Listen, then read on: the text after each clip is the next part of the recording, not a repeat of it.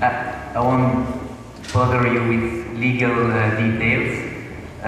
What we have to know about the case we finally won at the Luxembourg court, so the European Court of Justice in Luxembourg. To be brief, well, Joma Sison was put on the list, the so-called list of terrorist entities and individuals in 2002, in October 2002, just after being listed by the US first and by the Dutch government.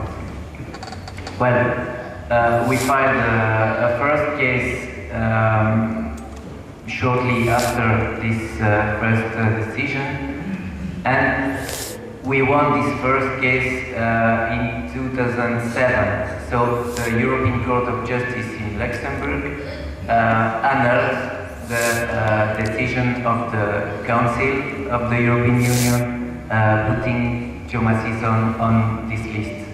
But the Council didn't respect this first judgment, and just after this first judgment put him again on the same list with the same kind of decision because it was annulled on the grounds of violation of his rights of defense and of lack of statement of reasons, and the Council just said, well, it was procedural grounds, so we can now take a new list with a new procedure who now respects the rights of defense.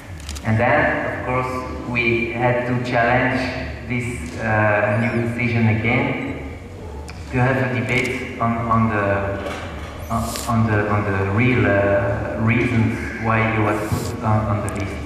And finally, the European Court of Justice in September 2009 decided to annul this decision again, saying that the reasons and saying that the national Dutch decisions used by the Dutch government and by the Council of the European Union was wrong decision, did not fulfill the legal condition to be included in this list of terrorist entities.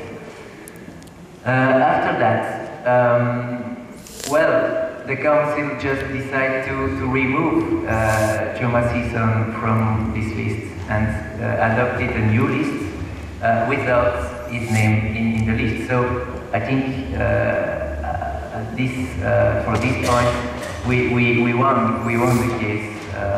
But the case is not closed yet, because we first asked of course, for the annulment of the decision and of its inclusion in this list, but there will be justice, and to have justice, we ask for damages, because we think the Council of the EU cannot put someone as Joma Sison on the so-called terrorist list without being liable for this violation, this violation of his human rights. And now the case continues, and we are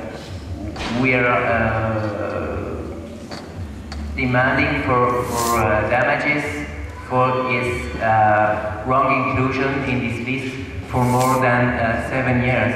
And so the battle still continues, and we can expect, I hope, a decision next year.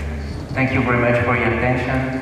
I remain, of course, available if you have questions, but I think it's what is important to know of this case. And of course, we would like to thank you for your support, because it was a long legal battle. I think the battle is not yet finished. The legal battle will continue here in the Netherlands too, because in the Netherlands, as you know, Joma has to fight for his residence permit, which is at this time not yet granted by the Dutch government, which is also